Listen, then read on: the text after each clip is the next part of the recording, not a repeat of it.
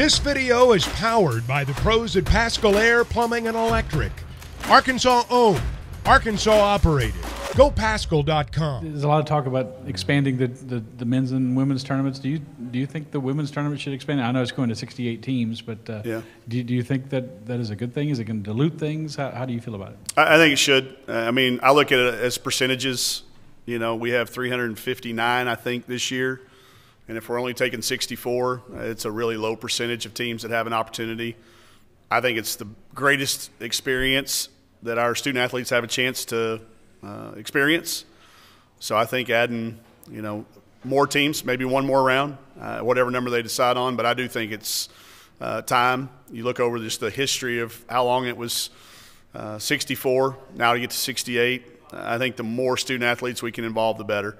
If that's just one more extra game or two more, whatever it is, I'm all for it, because it is truly, when you've been there a few times and you see student athletes that get to experience it, where they end up 5-10 years afterwards, but versus kids who may not have experienced it, there's a significant difference. So I think giving this opportunity to more kids, anything we can do for that, I'd be behind it for whatever. 2 more teams, 24 more, 32, whatever makes sense. Right here in the middle. Not right.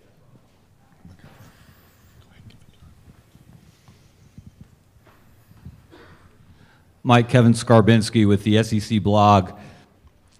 Michaela was talking about the locked-in chain. What is the locked-in chain, and what was the inspiration for that? I'm not sure where the inspiration came from, but I brought one here. They asked us to bring it down. We went and bought these 25-cent little metal carabiners, and I've used them for keys and different things, but we have a focus problem sometimes in our generation. I do. I know our kids do. So these things lock together, and we gave each player one and let them design it, color it, put sayings on it, whatever they wanted to do. But they bring it to practice, and if you're in our gym, whether you're our starting player or you're our volunteer graduate assistant athletic trainer, if you're not locked, if you don't have a carabiner in our chain that day, get on out of here. So it's a simple, cheap way, but when they win this, when they win the locked-in award from their teammates, you would have thought they won a Grammy or something. They give acceptance speeches, they dance, they take pictures, they wear it around their neck with pride.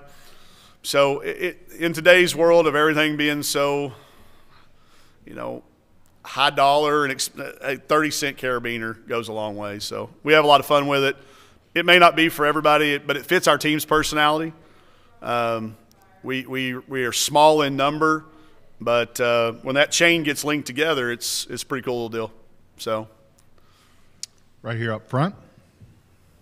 Gabrielle Lewis, the next. You discussed the personality of your team. Can you talk more about that? What is this team's identity, and how does that manifest both on and off the court beyond just this? Yeah, I think if you're there for a few days, the identity that would come out is work hard, have a good time doing it. You know, we are not one of those. We're probably not a good gym for young coaches to come in and like pattern themselves after. It's not the loudest gym in the world. There's not always, you know, I've had people come and say your gym was kind of dead today. And that's just because there's not rah-rah energy going on. We're not into non-authentic energy. Some days you're just down. It's just, and it's okay. So rather than fake it and create it, we try to battle through it. So I think this group's identity is, you have to, I call them funguses. They grow on you. If you come one day, you're probably going to walk out of there and go, don't get it. But when you're there 10 or 15 days, you do get it. They hold each other very accountable. We've stopped having goals a long time ago and started the world of standards. We burned our goals. There's a book out there if anybody that's a goals person and you want to be challenged, read it. But we've got a very small list of standards that we share with each other, and we hold each other accountable to it, and it kind of starts to show over time. You wouldn't notice it after one day. You wouldn't notice it after a shoot-around. But over the course of the time, it takes on a unique identity that is ours. Back here in the back. Coach Neighbors, John Neighbors, 1037 The No Buzz relation. in Arkansas. No relation, different spelling. I saw the predicted order of finish comes out. Your squad is predicted to finish 4th in the SEC. It's the highest since 1996. Just what does that say about the current state of your program and also the high expectation that people have for your squad this year? Yeah, we have changed the expectation. That's the number one thing. I don't know how you could have picked 4th through 12th, to be honest with you. We have 3 teams that have clearly separated themselves in South Carolina, LSU, and Tennessee. And I think the rest of us, you know, just depends on the day probably. So for us to finish 4th was really a surprise for us. We'll try to live up to those standards. We have a challenging schedule in doing so. But as you mentioned, I put it in perspective with just our legacy at Arkansas, not in the grand scheme of things. It is the highest ranked since we've been to 14 teams. And we've been 4th and 5th and 4th and 5th the last few years. So I think it does mean something. It doesn't mean everything, but it also doesn't mean nothing. It means that the people that were asked to vote did their research and somehow landed with us at 4th. I wouldn't have put us there, but they did. So it's fun for our kids to see. I think they all want to finish higher. We all do, unless you're picked first and you want to downplay it. But I think for us, it's those kids that have come over to our program, it's a little bit of validity. They made the right choice, and they've helped us build something that is not normally expected. And we'll do our best to try to finish there. If you can finish in that spot, we've never earned a bye in the SEC tournament. Arkansas, we've not done it in 30. I think we're up to 33 years in the league now. That would be a legacy thing for us if we could somehow find a way to get a bye when it comes SEC tournament time. Right here, and then we'll go up front next. Wilson Jackson, Sports Illustrated. So I have a question. I know you said I've seen that you guys have gotten longer in terms of length on this year's team. Yeah. What's next for Arkansas? Improving our defense. I think if you ask most people that follow us, we're known for the offensive side, and the defense is kind of a second thought. That's where we got to start to catch people. I think we had to do what we did. We were picked last my first year here, dead last, unanimous last. Even my friends told me that they didn't vote for us last. And then the numbers came out, and we had 13 votes. So we were last on all of them. So we've got to improve. We had to do what we did offensively to get to the middle, and that's where we're kind of at. Now to get to the top of this league, you got to play both sides. You look at what South Carolina did. They played both sides. Tennessee, LSU, those teams that were picked at the top, play both sides. So we've got to get our defensive identity, which will start with rebounding, and that size helps.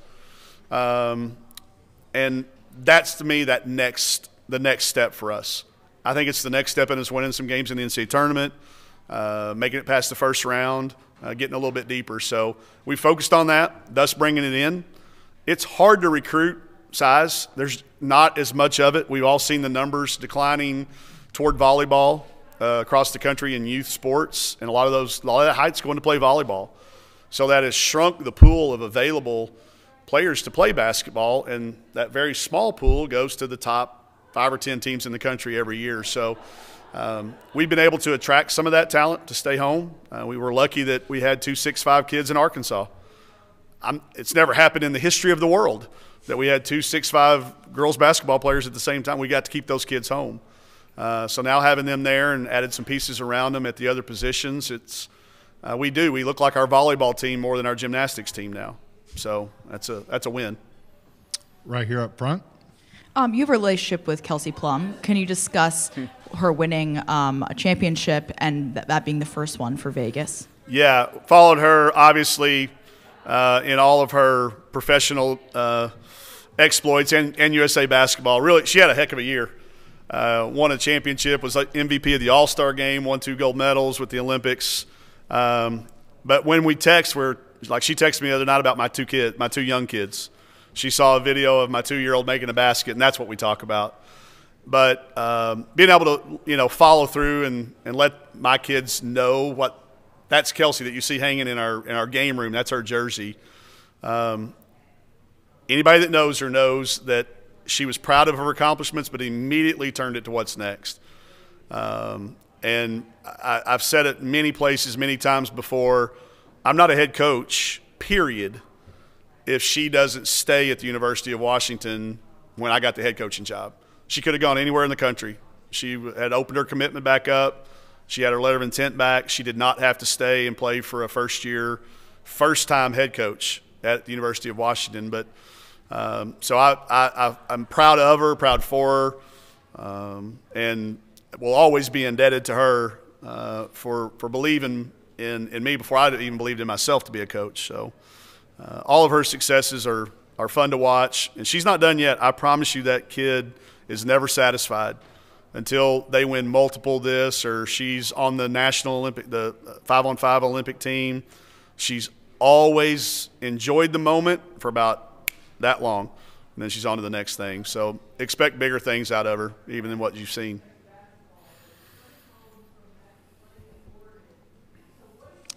Right here in the middle. Mike, you mentioned the declining numbers at younger ages in young girls playing basketball, shifting towards volleyball. What can be done to reverse that trend, and what is being done?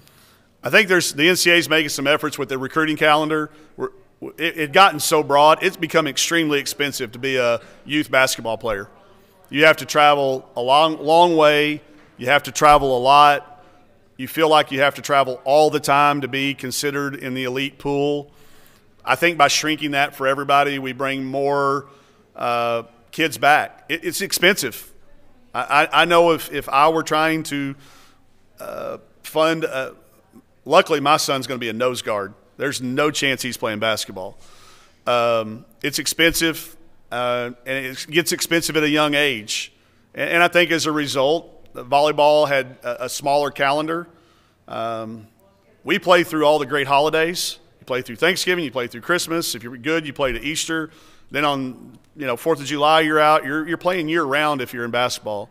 And I think we've got to make some real conscious decisions to make sure that it's affordable for everybody in the country, and that we don't demand that it be a year-round thing.